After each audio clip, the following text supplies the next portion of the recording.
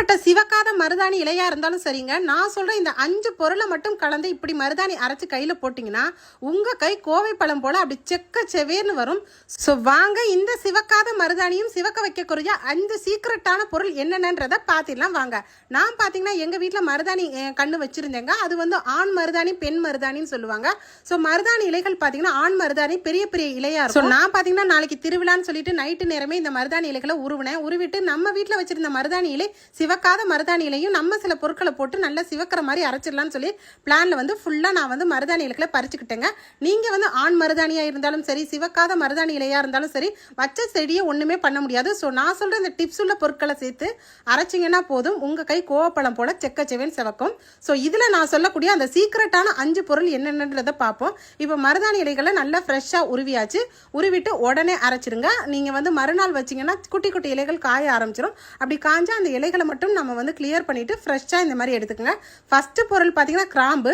ஒரு 8லேருந்து 10 கிராம்பு நான் இதில் சேர்த்துக்கிட்டேன். கிராம்பு பார்த்தீங்கன்னா இந்த இலைகளோட சேர்க்கும் போது நல்ல சிவப்பு கொடுக்கும். அதனால நம்ம வீட்டில் இருக்கக்கூடிய புளி தாங்க கரெக்டாக ஒரு குட்டி நெல்லிக்காயோட கம்மியான புளி அளவை போட்டால் போதும். அது 3வது பொருள் ஒரு ரூபா வந்து பாக்கு போட்டுக்கோங்க. இந்த பாக்கு வந்து கொட்டைப்பாக்கு கொழுந்து வெத்தலை போட்டால் வாய் மட்டும் சிவக்காதுங்க, கையும் சிவக்கும்னு சொல்லிட்டு பாக்கு சேர்த்துருக்கேன். இதில் 4வது பொருள் எலுமிச்சம்பழங்க. இதில் ஒரு அரை பழம் மட்டும் லெமனை பிழிஞ்சு விட்டு பாருங்க, அவ்வளோதான். நீங்கள் மருதாணி வந்து அவ்வளோ ஒரு கலர் கொடுக்கும். ஃபைனலாக நம்ம வந்து சக்கரை சேர்க்குறோங்க. இந்த 5வது பொருள் தான் சீக்ரெட்டான பொருள்.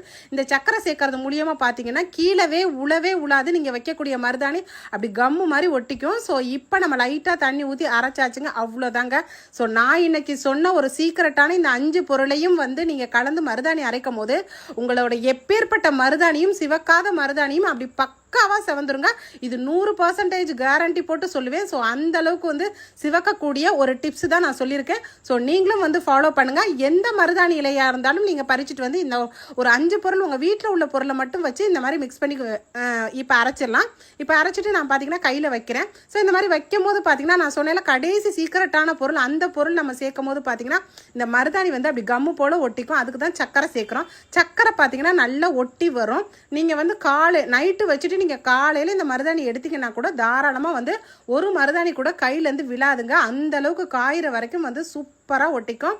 ஸோ கடைசி பொருள் சீக்ரெட்டான பொருளை கண்டிப்பாக சேர்த்து அரைங்க. சக்கரை வந்து நம்ம வந்து பாகு காய்ச்சும் போது கூட பார்த்தீங்கன்னா இந்த லிக்யூடு காய்ச்சும் போது சர்க்கரையை வச்சு தான் நம்ம லிக்யூடு காய்ச்சுவோம். அதே மாதிரி இதில் வந்து ஒரு 2 ஸ்பூன் சர்க்கரை சேர்த்து நம்ம வந்து மருதாணி அரைச்சி இப்படி குட்டி குட்டியாக பழைய மாடலில் அந்த காலத்தில் நம்ம தாத்தா பாட்டி அம்மாச்சி காலங்களில் வைக்கக்கூடிய அதே ஸ்டைலில் தான் வச்சுருக்கேன். ஸோ வச்சதுக்கப்புறம் பார்த்தீங்கன்னா ரொம்ப சூப்பராக பார்த்தீங்கன்னா கொஞ்சம் கூட எனக்கு விழவே இல்லை. இப்போ தான் நான் கையில் எடுத்து பார்க்குறேன். அப்படி நல்ல கோவைப்பழம் போல் செக்கச்சவேன்னு வந்திருக்கு பாருங்கள். ஒரு 4 மணி நேரத்துலேயே எனக்கு ஃபுல்லாகவே காஞ்சிருச்சு. அந்தளவுக்கு சூப்பராக இருந்தது. இப்போ நான் தண்ணியில் கையை ஃபுல்லாக நினச்சிட்டு காமிக்கிறேன். ஸோ நீங்களும் வந்து இந்த டிப்ஸை பயன்படுத்தி உங்களோட சிவக்காத மருதாணி இலைகளையும் இந்த மாதிரி வந்து கோவைப்பழம் போல உங்க கை சிவக்கிற அளவுக்கு இந்த டிப்ஸை ஃபாலோ பண்ணுங்க. நான் இன்னைக்கு செஞ்சு காமிச்சிருக்கேன். இந்த சூப்பரான டிப்ஸ் வீடியோ பிடிச்சிருந்தா நம்ம வீடியோக்கு மறந்துடாம லைக் போட்டுக்கோங்க. இந்த மாதிரி இன்ட்ரெஸ்டிங்கான வீடியோஸ் வேணும்னா நம்ம பேஜை தொடர்ந்து ஃபாலோ பண்ணுங்க. அப்புறம் என்னங்க, திருவிழானா உங்க வீட்டில் எந்த மருதாணியா இருந்தாலும் இப்படி ஒரு சூப்பரா அரைங்க. இனிமேல் மருதாணி சிவக்கலான்ற கவலைப்படுற உங்க ஃப்ரெண்ட்ஸுக்கு இந்த வீடியோவை நிறைய நீங்க சேவ் பண்ணிட்டு ஷேர் பண்ணுங்க. தேங்க்யூ.